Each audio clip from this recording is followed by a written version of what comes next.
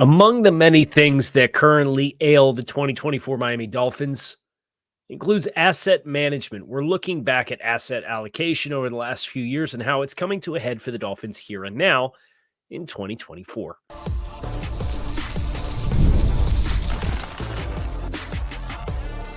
You are Locked On Dolphins, your daily Miami Dolphins podcast, part of the Locked On Podcast Network, your team every day. All right, Miami, welcome to another episode of Locked On Dolphins. It is your team every day here on the Locked On Network. I'm your host, Kyle Krabs, a lifelong Miami Dolphins fan, host of Locked On Dolphins, co-host of Locked On NFL Scouting, author of Touchdown Miami and the NFL Draft Lead for the 33rd teams. Shout out to our everydayers here on the Locked On Network because it is your team every day. We don't just say it, we live it. Today's episode of Locked On Dolphins is brought to you by Game Time. Download the Game Time app, create an account, and use code Locked On NFL for $20 off your first purchase. What time is it? It's game time. It's also time for those of you who have not been a fan of the job that General Manager Chris Grier has done with his tenure of this football team. It is time for you to tune in, and I'm sure there will be no shortage of enthusiastic comments affirming this level of criticism that is about to be levied onto the football team. Constructive criticism, but criticism nonetheless, with how things are currently going for the Dolphins. And I would say I have generally been a fan of the process that Chris Grier has done, and I think there's been some fair questions to point out about the build of the roster, and you're seeing some of that now, and we'll get into the game grades that I gave against Arizona and how it kind of led me to this being a time to have this kind of conversation. But I didn't want to be upset about something like this until you had the proof of concept that it was going to be an issue, because with all of your personnel decisions, there's domino effects that you can choose to do and alternative decisions as you do the choose your own adventure path of building a roster that can make whatever strategy you choose to implement work and be okay. And I think that's worth pointing out here as we get into really some of the recent draft classes and Jaylen Wright in particular and what it all means, which is what we're focusing here on today's show. You understand that you can choose to draft however you want to draft, but that means your asset allocation elsewhere has to reflect that. And you have to have better success rate than what you've seen for the Dolphins with some of these spots when you choose to not pick in the top 50 for 2 years, right? And some of that was to go out and be aggressive and get players that are established players with secondary contracts like Tyreek Hill and Bradley Chubb. And when they've been on the field, they've obviously been very good football players for the Dolphins. But the domino effect of that, when you choose to have a draft strategy, what the Dolphins have had the last couple of years, and then you triple down on it with the 2024 draft, that's where you're seeing, I think, for me, some of the issues, particularly on the defensive side of the ball, because I had enough spooky time with Halloween, so I didn't finish doing the defensive game tape grading until later this week. And that's about to go up over on Touchdown Miami with some NFL, or it was some All-22 film kind of showcasing the performances in question. But all you really have to think about is you have a linebacker who's in a contract year, and David Long, who's one of the leaders of the team, has been playing hurt, is in a contract year. He watched everybody else get paid and presumably is pressing because it would be his turn to get paid. It looks like he's pressing. He just dropped the worst regular performance in a game this season on offense or defense or special teams for the entirety of the year. Objectively, he graded very poorly. And you'd say, okay, well, a player's playing hurt and struggling like that, sit him down. You get a veteran player like Anthony Walker, who they chose not to play. You also have a third-round draft choice in year 3 on the roster who can't see the football field. So instead, David Long continues to play. Right? And then you have at cornerback, Caterco, who is down for this game, is a really nice undrafted free agent hit for you. And the player who's stepping into those shoes for this week is Cam Smith playing in his first meaningful football as an NFL player in year 2 as your top draft choice from 2023. And Cam showed some nice things, but also was a part of a miscommunication on a dropped coverage for the first touchdown that Arizona had. There were a couple of poor angles into the catch point that prevented him from successfully breaking up passes, including on a deep in route, on a long and late down and distance late in the football game when you had Arizona behind the sticks and they end up getting a first down out of it, and they continue to go down the field and score points, and you lose that football game. But that's a player that you targeted and didn't play all in year 1, redshirted all of year 1, and now gets his first meaningful snaps and has some struggles that contribute directly to you losing a football game. I think about the edge group, with Chop Robinson being your face of this most recent draft class and being a player who, the more he has been asked to play out of necessity, the more you see the cracks in the game that you knew existed when you drafted Chop Robinson, but you did so anyway because you want to play the long game. And that's before you get into you've had issues at wide receiver 3 and don't have any size at wide receiver, and Eric has. And I know the critics and fans who have listened to this program and heard me generally speak positively about the build of the team have been pointing some of this stuff out for a while. But you can only really, I think, in my opinion, you only really can get upset about it when the alternative moves that you're required to make as a result of whatever strategy you choose to take don't come to fruition, because you're going to have an opportunity elsewhere with the other personnel moves that you choose to make it okay to target developmental types who have good functional athleticism and good football athleticism, but really need to develop and have a long way to go in how they develop. But then when you don't develop those players and effectively get nothing other than Devon Achane, which is your most loaded room on the roster out of 2 years worth of draft classes, and then you triple down on it with this year's draft class and take a developmental pass rusher, an offensive tackle who coming into the season was your 4th offensive tackle on the depth chart, and a running back who you gave up a future 3rd-round pick for that you can't even get on the field. And we'll talk more about that later. All of those opportunity costs with then other levers that you pushed along the way, where your answer is Anthony Walker, who I think has played okay. He didn't really play great against Tennessee and New England, but he platooned with David Long, and I thought played better than David Long against New England, and then you chose not to play him.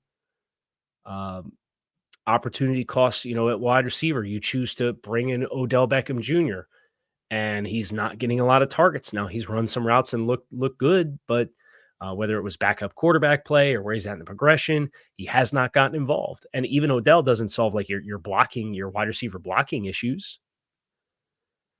The opportunity cost of Patrick Paul, if you're going to go out and get a player to serve as the heir for Teron Armstead, you better be darn sure you have enough defensive tackle depth at your disposal as just one position that I could call out there. I know my pick at that spot would have been Bullard from University of Georgia, who went to the Green Bay Packers as a part of their safety overhaul and is playing well this year. And you really could have used it, because I watched Jordan Poyer get absolutely toasted on a 3rd and 1 by Trey McBride on a key 3rd down conversion late in the football game that you lost against Arizona. And I look at my grades for the safety room. You've gotten one good individual game performance from a safety so far this season. It was Javon Holland in week 1. And that was largely boosted by the punch out.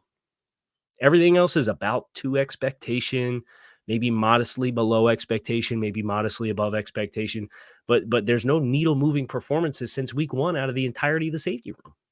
Marcus May's been your most consistent performer. And he was the guy you signed last. Now, that makes that a good signing. It was a good signing for you. But you have these draft classes now with not coming up roses with your other stones that you've chosen to unturn in the process, that have now left you with a team that in a few spots you don't have contributors ready to go because you chose developmental type players, And you do that over 3 years when it's Tyndall, Ezukama, Cameron Good, Skylar Thompson. I'll keep my comment to myself there. Cam Smith, Devon Achane, Elijah Higgins, Ryan Hayes. And then your top 125 draft picks that you had this year were Chop Robinson, Patrick Paul, and Jaylen Wright. I was really excited about the day 3 crop with Jaylen Wright, Muhammad Kamara, and Malik Washington. Like, I think those guys can be nice players for you. But they are day 3 rookies that had limitations. They contributed to them falling on day 3. And some people are going to sit here and they're going to comment and say, I told you so. And it's like, yeah, you did. But I don't think you can get mad about it until the other moves that you make don't come to fruition. And what we're seeing right now is those other moves have not come to fruition.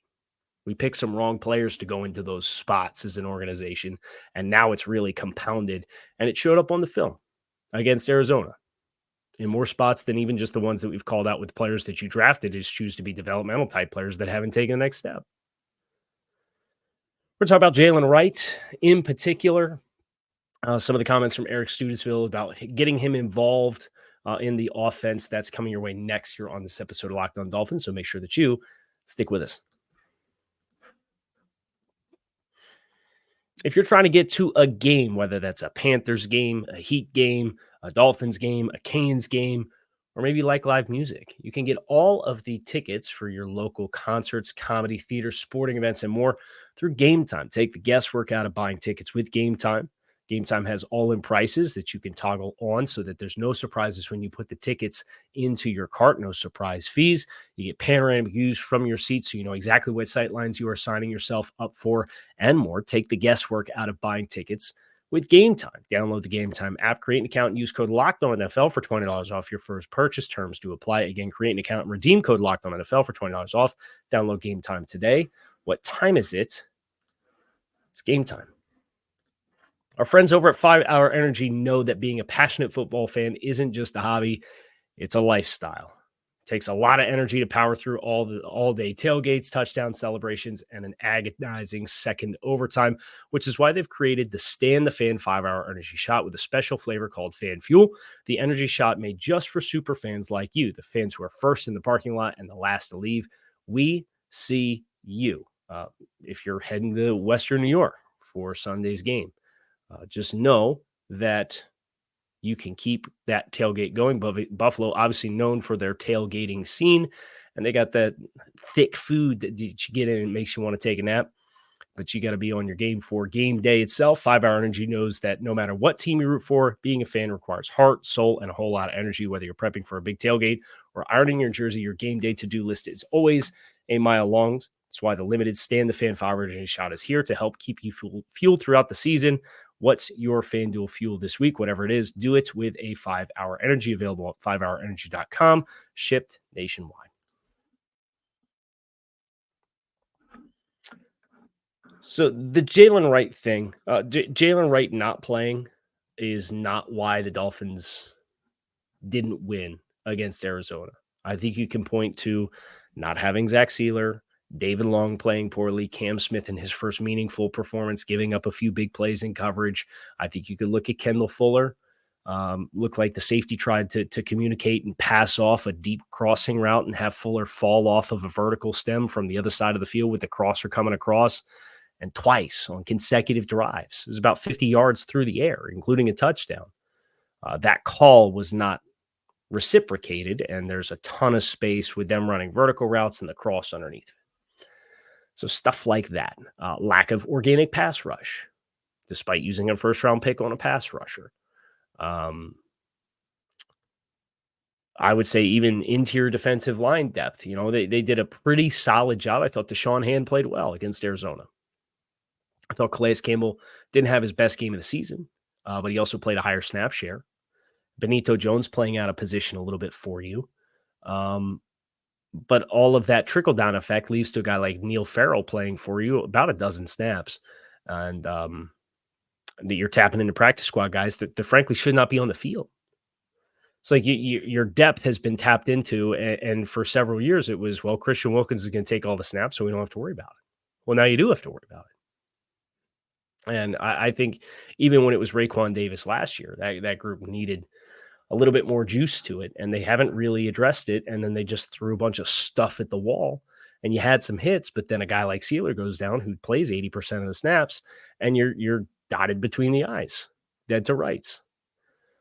Eric Studesville talked about, when asked, getting Jaylen Wright involved, and talked about you're trying to get a feel for the flow of the game. And if you keep interchanging players early, it's not as easy as just scripting him some touches early in the game. And it's a fair statement to make. But if that's the school of thought that your coaching staff has, then what you chose to do with giving up a future third-round pick to get into the fourth round out of nowhere with a snap of your fingers to draft Jaylen Wright, it needs explaining.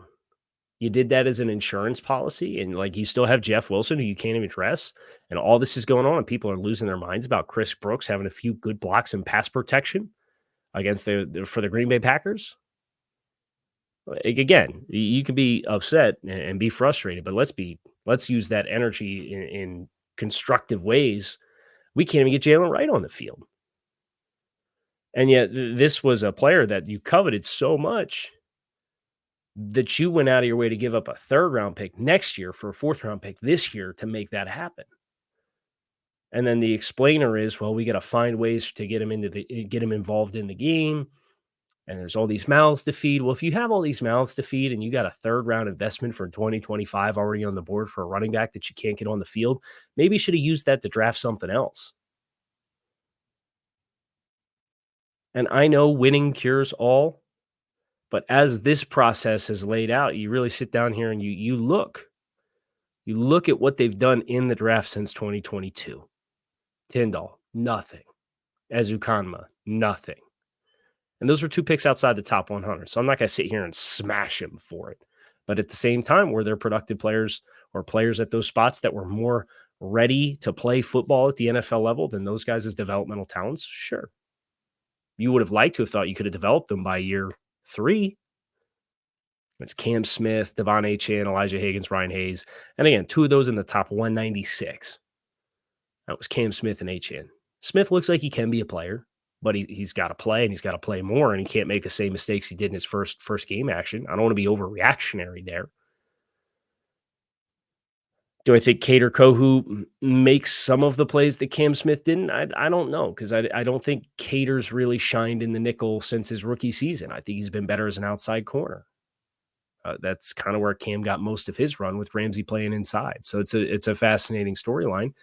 But by that same token, you have an undrafted free agent now playing the 51st overall pick in the draft. He's our only top 51 player in 2 years. And then you have Chop Robinson, who is playing more and playing poorly, getting double teamed to 6 yards off the ball late in the game against Arizona. A lot of plays where we're there, we're getting penetration, but we don't finish any of them. And as a result, you get the upfield penetration, you don't finish the play. Kyler Murray gets outside the pocket, and now he's throwing on the run. He's hitting some big gains on you. Patrick Paul, like redshirt player, you know what I mean? Like, so the Jaylen Wright one is really peculiar to me because it's a spot where you had Raheem Mostert. It's a spot where you had Devon Achane. You decided to keep Jeff Wilson. You obviously keep Jaylen Wright. Like Jeff Wilson in the contract, you're sitting here and he's inactive on game day more often than not. Was that worth a third-round pick? Did Mike want this to happen so badly?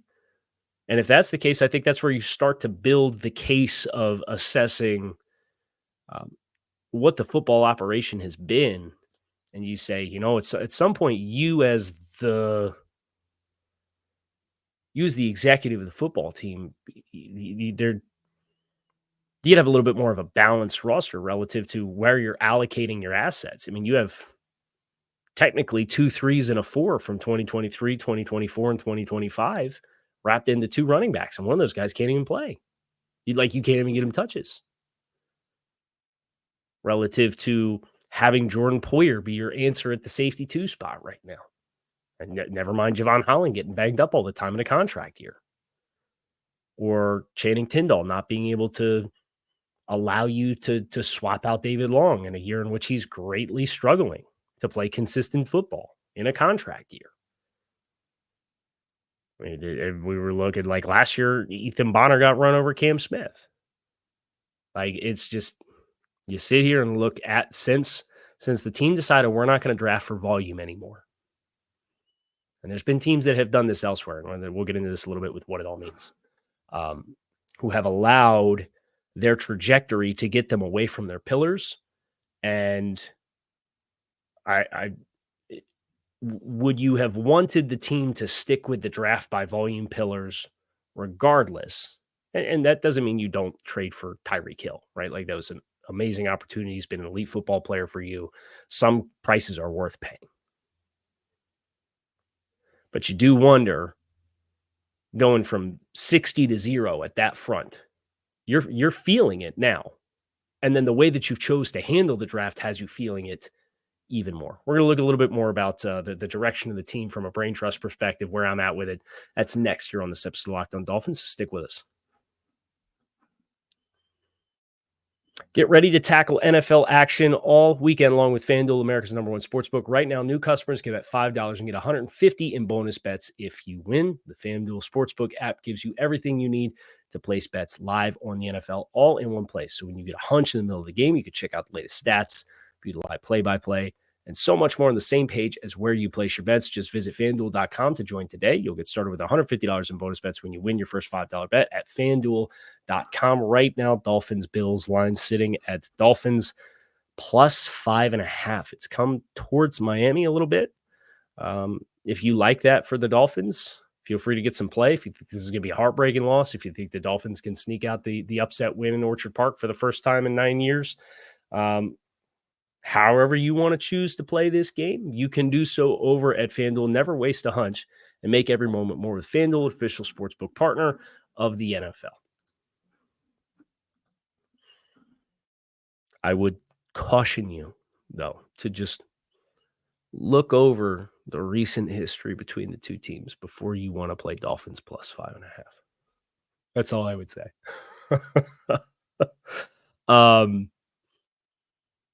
This is where I'm ultimately at. I think regardless of how this season ends,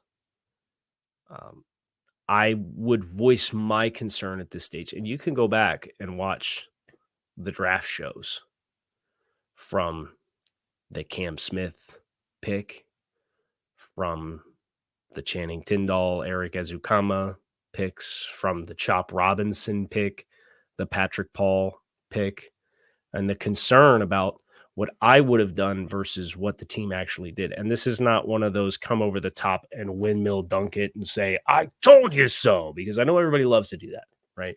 This is not that. But I don't think you had a case to be made in any of those spots. Tindall, Ezukama, Cam Smith, Devon Achane, and Achane's worked out for you. Chop Robinson, Patrick Paul. I authentically think you didn't have a single instance of any of those picks inside the top of 120 to 125 in which those players were authentically best player available options in my assessment of the players. And then Chris comes out and says his son was roommates with Cam Smith. Like, that stuff does not help you, right? Does not help you at all. There's plenty. I actually think there's more on the hands of Mike McDaniel for the frustrating elements of this season. But Chris has to be the adult in the room as the executive and know when and what you need and how you need it and when you need to apply it. And that now has not been done over a stretch of 3 years. Like, I guess I kind of got it when you didn't have a pick in the top 100 and you said it's kind of a wash draft class because expectations for players that deep in the draft are kind of washed out anyway. I get Channing was a third round pick, but it was 102.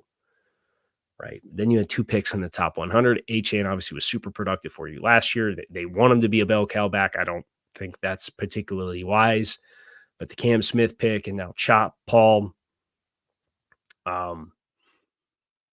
You're just not getting enough here. And like the New York Giants did this. The New York Giants, they brought in Brian Daboll and Joe Shane, and in their first year, what they did is they overachieved and they went 9-7 and they made the playoffs and they won a playoff game. They beat the Minnesota Vikings to go to the divisional round that year. And then they had a bunch of draft capital as a result of that. They proceeded to draft by volume. And they drafted Thibodeau and Evan Neal and Wan'Dale Robinson and Josh Ezeudu and Cordell Flott. Those were all top 100 players.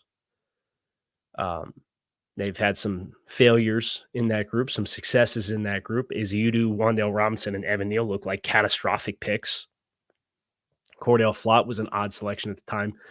But in the midst of doing that, they also proceeded to trade for Darren Waller with the 100th overall pick in the draft, right? And Darren Waller's now retired. And that was, less than 2 years after he played 2 years in New York and was injured for most of his second year. And then the team kind of spent aggressively in free agency, and then they chose not to retain some of their best players. And the success and what they chose to do to change the trajectory, where they haven't really drafted for volume since, and they've gone to drafting by need, with their own various degrees of successes and failures out of that. Their philosophy changed because of some success. And I do wonder what Miami's changing philosophy, what the dominoes would look like if they kind of stuck back with that initial principle, or at least a little bit more disciplined with it. And again, you lost the first and the third off some tampering allegations. I can't sit here and blame Chris Grier for that. But what I do know now is your alternative answers based on how you chose to approach the draft for the past several years have left you with a team that has some warts and has some lack of depth at key spots. And then you take an injury and all of a sudden you can't afford it, and you can't plan for injuries, but your pass rush room, your edge room, your defensive tackle room, I think your safety room is generally fine, but I don't like Jordan Poyer as an answer on your roster. It should be Marcus May and Javon Holland, when healthy, should be your top two safeties in the room. And then the opportunity cost of that and seeing other players at other positions that could have helped you. If this season underachieves and you pretty much have to win 80% of your games the rest of the way for that to not be the case, that's where I'm going to sit on the fence, is at a minimum, probably some new input to the team at that level of the football team, at a minimum, because you're evaluating and seeing these players play out. Now, maybe Cam Smith ends up balling out like crazy. Maybe the light switch flips for Chop Robinson, and that's why you wait to allow some of this stuff to happen and collect as much information before you ultimately make your decisions. But this is the story that's being written right now, every time the Dolphins take the field. And the story is not complimentary of what the strategy has been in this young developmental pipeline element of talent acquisition and the assets that you've collected versus what you could have alternatively chose to do, and then what your answers were elsewhere on the roster. Again, I know some of y'all were fired up about this in real time as it happens, and I didn't necessarily love the decisions as they were made, but you got to let it play itself out to see if you push the right buttons. And it appears as though at this point, the Dolphins have not. And I don't think it's a coincidence that this issue arises amidst the exodus of a lot of the players, the Raekwon Davises and the Robert Hunts and the Brandon Joneses of the world, who didn't play great football here, but they were players on rookie contracts who you drafted and were capable of playing some level of snaps for you and had appealing qualities in certain down and distance situations and personnel groupings and so on and so forth. And now with all of that out, what do you have behind it? Well, you didn't have any young talent that you were able to develop for at least 2 years. And that's where you're at. And it really came to a head, I thought, defensively at least, against Arizona. That's going to do it for us here on this episode of Locked On Dolphins. Hope you guys are fired up for the game on Sunday in Orchard Park, Dolphins-Bills, Week 9. We will be with you after the game to react and talk about whatever storylines come out of Miami's next game in this 2024 season. I'm Kyle Krabs. And I'm out of here. I'll talk to y'all again soon.